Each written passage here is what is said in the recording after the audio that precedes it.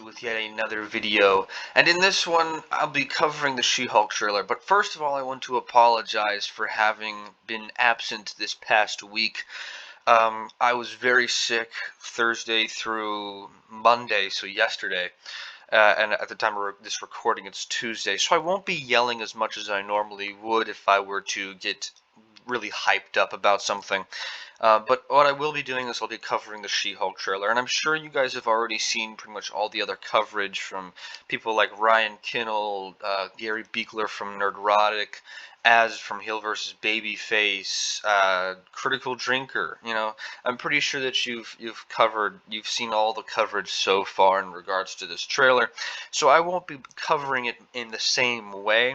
I will be here. This is obviously being a superhero commentary from is a trial by fire. Who's gonna protect the world if not people like you? We see some action stuff in the background. Then we see this person interacting behind.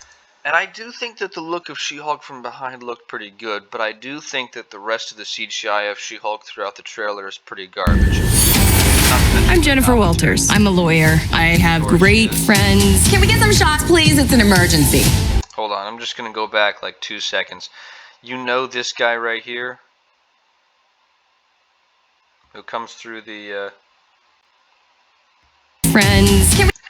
Yeah, that guy right there who comes through with the gift basket in hand, you know he's probably gonna be gay. Can we get some shots, please? It's an emergency. Demanding job. We just started a superhuman law division, and I want you to be the face of it. And frustrating.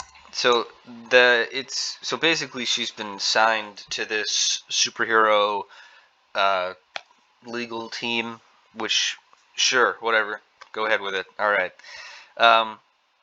But the commercial is very ridiculous. They try to play it off on this comedic tone. You get the girl saying, "Can we get drinks over here? It's an emergency." But you also hear this intense music. And then not only that, but later in the trailer, what you'll see is Family. Cause we didn't ask for this, but you still gotta deal with it.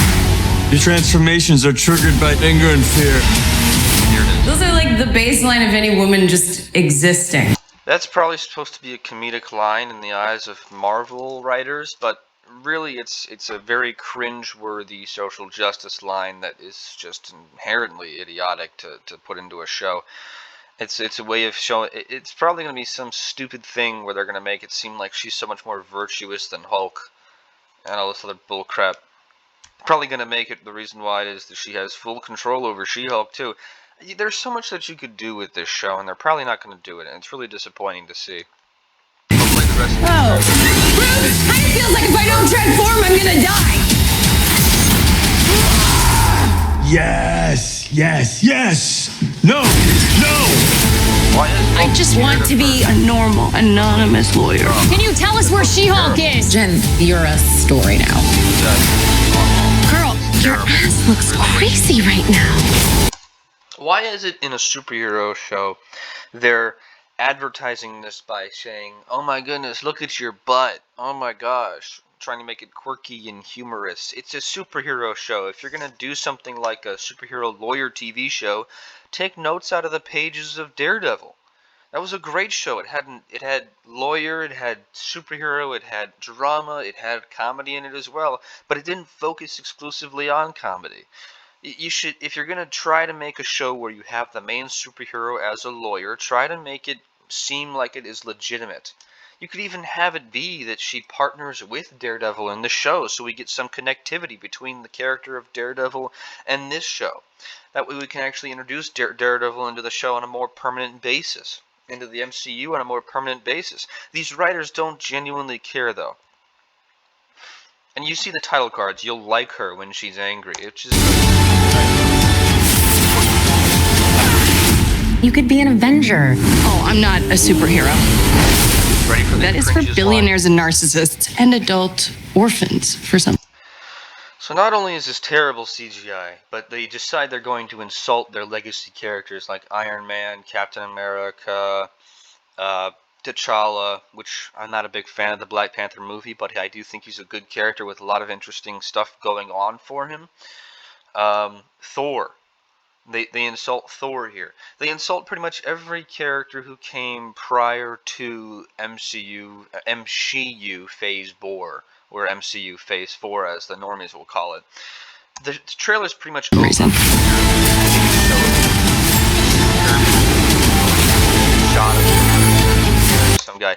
Look,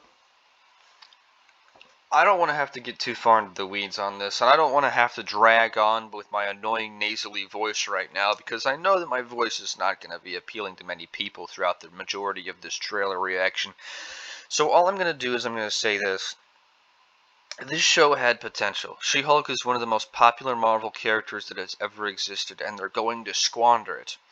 They're going to take it and they're going to throw it out the window. They're going to take it and they're going to destroy everything about this character. They have plenty of amazing writing opportunities with this.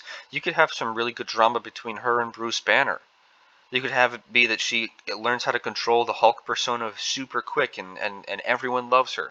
And that makes Hulk super angry because of the fact that everyone hated him when he first came onto the scene. You have all these different writing options. You could introduce Daredevil to help her out with her lawyer business.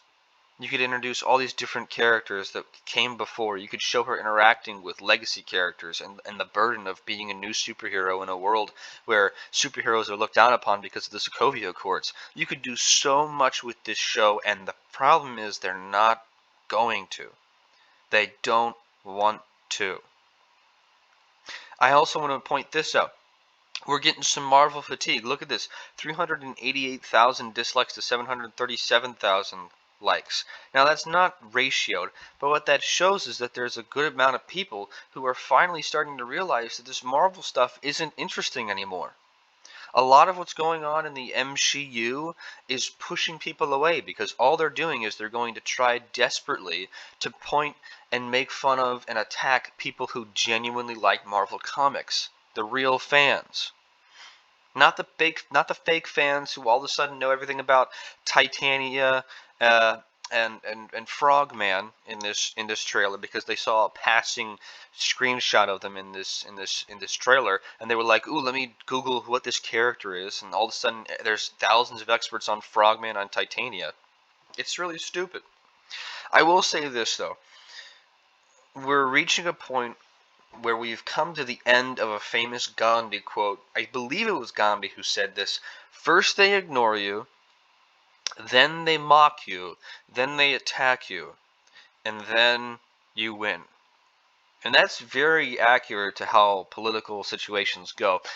And if you look back at the history of the MCU and people who have been trying to sound the alarm like Gary Beekler, Ryan Kinnell, Jeremy Grimes, even Mahler, who wasn't necessarily one of these considered conspiracy people. He just pointed out all the garbage that was in this stuff. Critical Drinker and all these other people who are being called basically lunatics because of what they were saying, which has come to pass if you take a look at everything.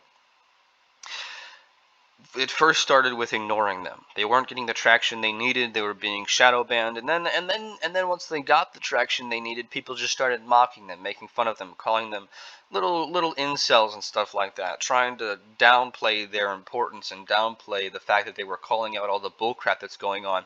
And now they're attacking everyone who has any relation to the original comics and actually likes the story of the original comics. We're reaching the end point of all this stuff, and eventually, once all these different franchises die out and these major movie companies finally die out, we're finally going to reach the end where the fans win, even though all of our franchises are slowly dying. We're going to reach the point where we win. We will reach the point where we show everyone, hey, all this stuff we talked about came to pass. You know, all this stuff that you guys said that wouldn't exist, doesn't exist, wouldn't happen, will never happen, it happened. And it happened 6 years ago, and it's still happening today. Since the year 2016, this stuff has been very prevalent and going on in the modern sensibilities of things. It's very, very obvious, and it's very, very in your face. I would say one thing to true fans out there: hold strong, do not give in. Don't give these people a single ounce of money. Let these companies die and start something else from the ground up. It may be one of the most heartbreaking things that you have to do as a fan. It's heartbreaking for me. I'm not supporting anything Disney has ownership of ever again. And I used to watch every Marvel movie that comes out, but I refuse to now.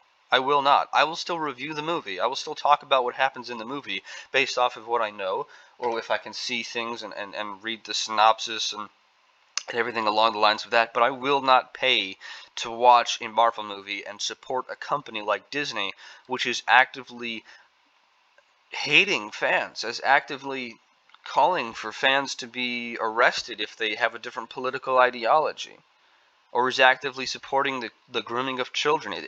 You can't. As a fan, it may be one of the hardest things that you have to do, but it's also one of the most noble things to do, because you're giving something up that you genuinely love and care about, and you've spent your life